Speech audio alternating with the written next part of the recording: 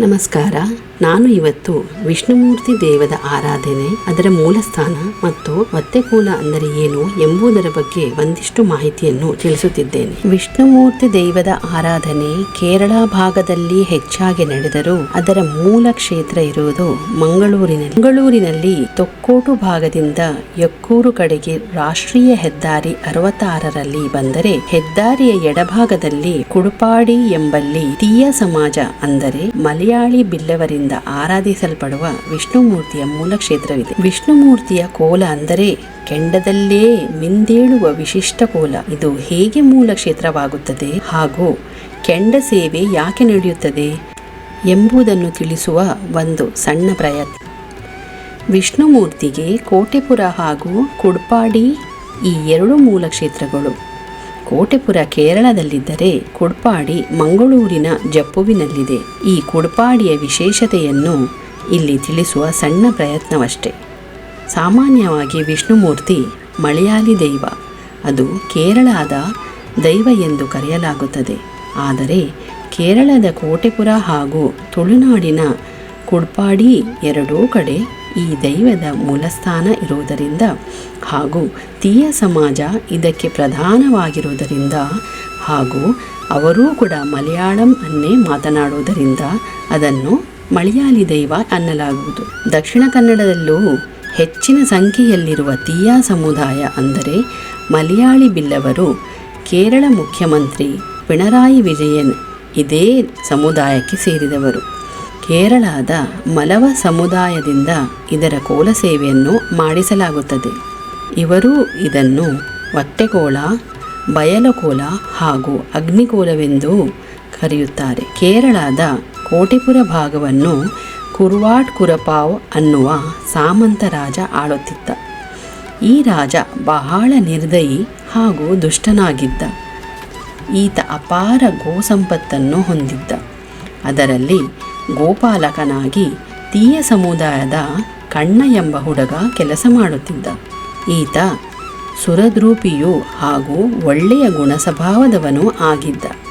ಒಂದು ದಿನ ಕುರುವಾಟ್ ಕುರುಪವ ರಾಜನ ಸೊಸೆಗೆ ಈ ಕಣ್ಣನ ಮೇಲೆ ಪ್ರೇಮಾಂಕುರವಾಗುತ್ತದೆ.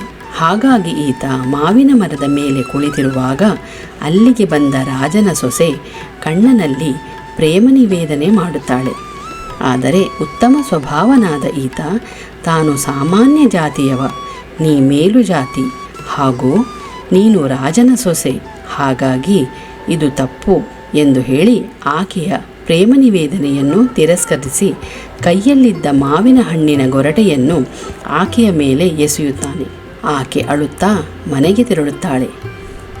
ಈ ವಿಚಾರವನ್ನು ದೂರದಿಂದ ಗಮನಿಸಿದ ಕುರುವಾಟ್ ಕುರುಪಾವ್ ತನ್ನ ಸೊಸೆಗೆ ಕಣ್ಣ ತೊಂದರೆ ಕೊಟ್ಟ ಎಂದು ಭಾವಿಸಿ ಈತನಿಗೆ ಸಾರ್ವಜನಿಕವಾಗಿ ಶಿಕ್ಷೆಗೆ ಗುರಿ ಮಾಡುವ ದಿನಾಂಕ ಘೋಷಿಸುತ್ತಾನೆ.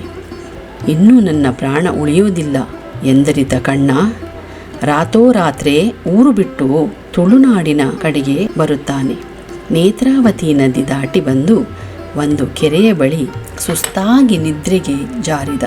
ಆತ ಬಂದು ನಿಂತ ಜಾಗವೇ ಜಪ್ಪು ಕುಡ್ಪಾಡಿ. ಅದು ಹಿಂದೆ ಜೈನ ಬಳ್ಳಾಲರ ಆಡಳಿತದಲ್ಲಿದ್ದು ನಂತರದಲ್ಲಿ ಕುದ್ರೋಳಿ ಭಗವತಿ ಕ್ಷೇತ್ರಕ್ಕೆ ಒಳಪಟ್ಟ ತೀಯ ಸಮಾಜದವರಿದ್ದ ಮನೆತನ ತಂದಲ್ನಲ್ಲಿ ತಂದಲ್ ಮಾದಾ ಅನ್ನುವ ಅಜ್ಜಿಯ ವಾಸವಿರುತ್ತಾಳೆ. ಈಕೆ ಉಗ್ರ ನರಸಿಂಹನ ಪಿಲಿಭೂತ ಎಂಬ ಭೂತವನ್ನು ಆಚರಿಸುವವಳಾಗಿರುತ್ತಾಳೆ.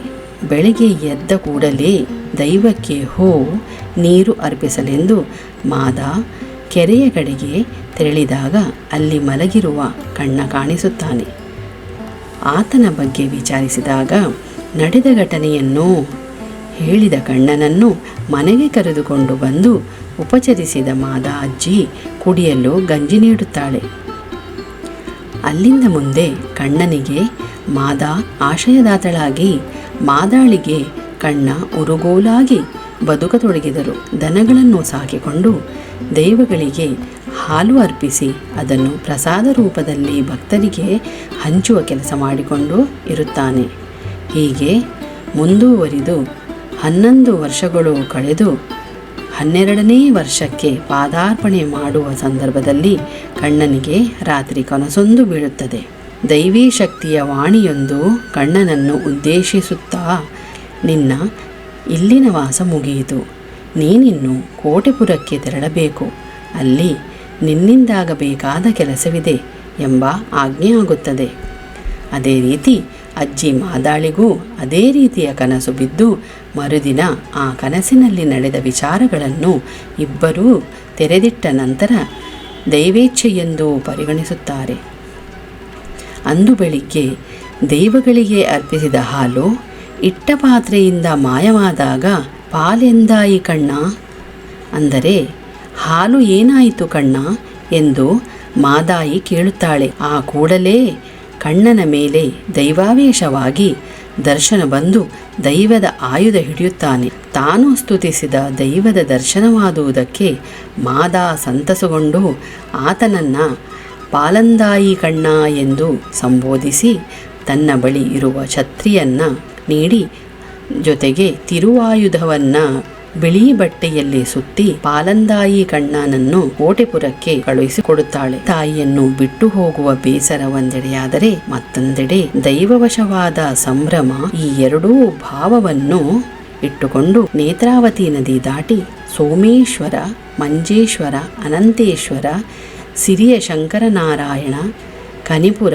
ಗೋಪಾಲಕೃಷ್ಣ ದೇವರಿಗೆ ಹಾಗೂ ಮುಂಜಂಗಾವು ಪಾರ್ಥಸಾರಥಿಗೆ ನಮಸ್ಕರಿಸಿ ಚಂದ್ರಗಿರಿ ಹೊಳೆ ದಾಟಿ ಧರ್ಮಶಾಸ್ತ್ರನನ್ನು ವಂದಿಸಿ ಮುಂದುವರೆವಾಗ ಒಂದು ಮನೆ ಸಿಗುತ್ತದೆ. ತೀಯಾ ಸಮಾಜಕ್ಕೆ ಸೇರಿದ ಕಂಡತ್ತಿವೀಡು ಎಂಬ ಸದ್ಗುಣ ಸಂಪನ್ನ ಮನೆಯಲ್ಲಿ ಪಾಲಂದಾಯಿ ಕಣ್ಣ ಕುಡಿಯಲು ನೀರು ಕೇಳುತ್ತಾನೆ.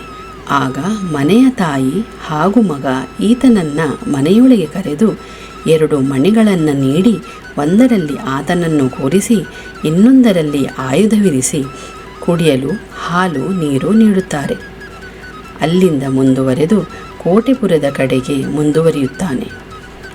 ನಂತರ ಉದಯಮಂಗಲ ದೇವಸ್ಥಾನ ಹಾಗೂ ಅನೇಕ ದೇವಗಳನ್ನು ನೋಡಿ ನಂತರ ತನ್ನ ಆಯುಧವನ್ನು ಹರಿತ ಮಾಡಲು ಮುಳ್ಳಪಳ್ಳಿ ಎಂಬಲ್ಲಿ ಕಬ್ಬಿಣದ ಕೆಲಸ ಮಾಡುವವರ ಬಳಿ ತೆರಳುತ್ತಾನೆ.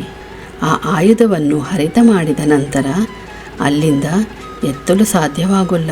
ನಂತರ ಅದಕ್ಕೆ ಶುದ್ಧಿ ಕಳಶ ಮಾಡಿ ಆಯುಧವನ್ನು ಎತ್ತಲಾಗುತ್ತದೆ.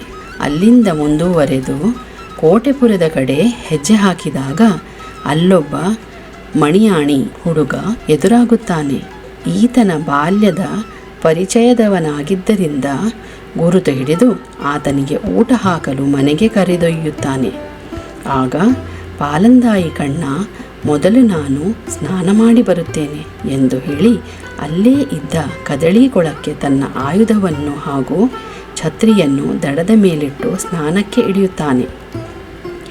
ಅಷ್ಟರಲ್ಲಿ ಕುರುವಾಟ್ಕುರುಪು ರಾಜನ ಸೇವಕನಾಗಿ ಕಾರ್ಯನಿರ್ವಹಿಸುತ್ತಿದ್ದ ಮಣಿಯಾಣಿ ಹುಡುಗ ನಿನ್ನ ಶತ್ರುವಿನ ಆಗಮನವಾಗಿದೆ ಎಂಬ ಸುದ್ದಿಯನ್ನು ಆತನಿಗೆ ಕಳುಹಿಸುತ್ತಾನೆ. ಅದನ್ನು ಕೇಳಿ ಬಂದ ಕುರುವಾಟ್ಕುರುಪು ರಾಜ ತನ್ನ ಕಟಾರಿಯಿಂದ ಪಾಲಂದಾಯಿ ಕಣ್ಣನ ಶಿರಚ್ಛೇದ ಮಾಡಿ ತಿರು ಆಯುಧವನ್ನು ಹಾಗೂ ಛತ್ರಿಯನ್ನು ಎಡಕಾಲಿನಿಂದ ಒದ್ದು ಕಣ್ಣನ ದೇಹವನ್ನು ತೆಂಗಿನ ಗರಿಯ ಮೇಲೆ ಎಸೆದು ಬರುತ್ತಾನೆ. ಆಗ ತಿರುವಾಯುಧಕ್ಕೆ ದರ್ಶನ ಬಂದು ಅದು ಆ ಕೊಳದಲ್ಲಿನ ಕಮಲಗಳನ್ನು ತುಂಡರಿಸಿ ನಂತರ ಕುರುವಾಟ್ಕುರುಪುವಿನ ಕುಟುಂಬದವರಿಗೆ ದೈವವು ನಾನಾ ರೀತಿಯ ಕಷ್ಟ ಕೊಡಲು ಶುರು ಮಾಡುತ್ತದೆ.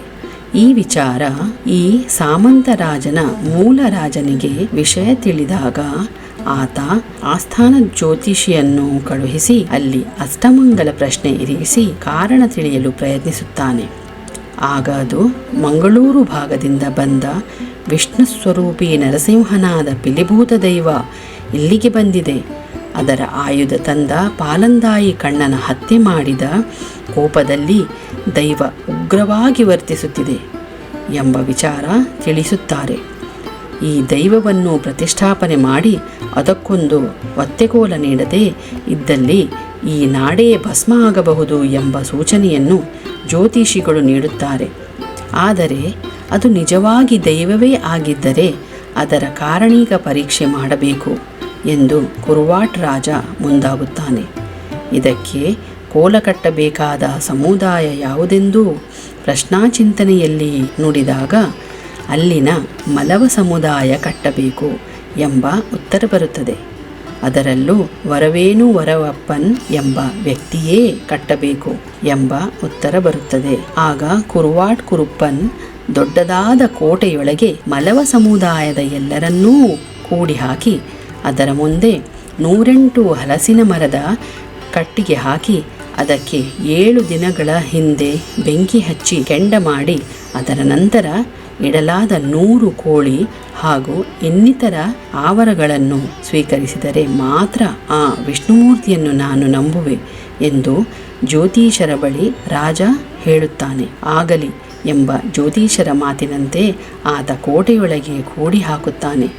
ಆಗ 7 ದಿನಗಳಿಂದ ಕೋಟೆಯೊಳಗೆ ಇರುವ ಸರ್ವ ಮಲವ ಸಮುದಾಯ ಹಾಗೂ ವರವೇನು ವರವಪ್ಪನ್ಗೆ ವಿಷ್ಣುಮೂರ್ತಿ ಕನಸಿನಲ್ಲಿ ಬಂದು ನೀನು ನಾಳೆ ತೆಂಗಿನ ಗರಿಯಲ್ಲಿ ಕೋಲ ಕಟ್ಟಬೇಕು ಎಂದು ಸೂಚಿಸುತ್ತಾನೆ.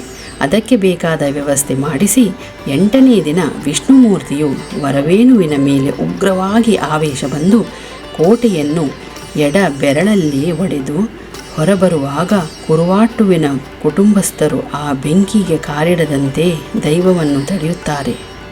ಆಗ ಮತ್ತಷ್ಟು ಉಗ್ರವಾಗಿ ಆ ಕೆಂಡದ ಮೇಲೆ ಹೊರಳಾಡಲು ಶುರು ಮಾಡಿದಾಗ ವಿಷ್ಣುಮೂರ್ತಿಯನ್ನು ಮಲವ ಸಮುದಾಯದವರು ಎಳೆಯುತ್ತಾರೆ.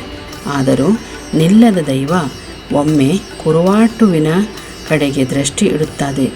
ಆಗ ಆತನ ದೇಹ ಬಲ ಕಳೆದುಕೊಂಡಾಗ ಆತನಿಗೆ ದೈವದ ಶಕ್ತಿಯ ಅರಿವಾಗಿ ಶರಣು ಎಂದು ಪಾದಕ್ಕೆ ಎರಗುತ್ತಾನೆ.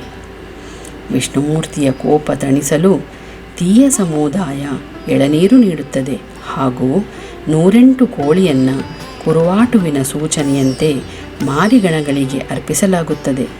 ನಂತರದಲ್ಲಿ ಕುರುವಾಟುವೇ ಕಲ್ಲು ಹೊತ್ತು ಕೋಟೆಪುರದಲ್ಲಿ ದೈವಕ್ಕೆ ಮಾಡ ನಿರ್ಮಿಸುತ್ತಾನೆ. ಈ ಆಚರಣೆಗಳನ್ನೆಲ್ಲ ಹಾಗೂ ಕಥೆಯನ್ನು ದೈವದ ಪಾರ್ಧನದಲ್ಲಿ ಮಲಯಾಳಂನಲ್ಲಿ ಹೇಳಲಾಗುತ್ತದೆ. ಇಂದಿಗೂ ಈ ದೈವದ ಆಯುಧ ಹರಿತ ಮಾಡುವವರು ಕಬ್ಬಿಣದ ಕೆಲಸಗಾರರು. ಇದನ್ನು ವಿಶ್ವಕರ್ಮ ಸಮುದಾಯ ಮಾಡುವಂತಿಲ್ಲ. ದೈವ ಹೋದ ಜಾಗದಲ್ಲೆಲ್ಲ ಇಂದಿಗೂ ಆರಾಧನೆ ಇದೆ. ಈ ಹೊಟ್ಟೆಕೋಲದಲ್ಲಿ ತೀಯ ಸಮುದಾಯ, ಮಣಿಯಾನಿ, ಪಾಟಾಳಿ ಹಾಗೂ ಮಲವ ಸಮುದಾಯಕ್ಕೆ ವಿಶೇಷ ಪ್ರಾಧಾನ್ಯತೆ ಇದೆ. ಧನ್ಯವಾದಗಳು. ಶ್ರೀ ಹರಿ ವಿಷ್ಣುವೇ ನಮಃ.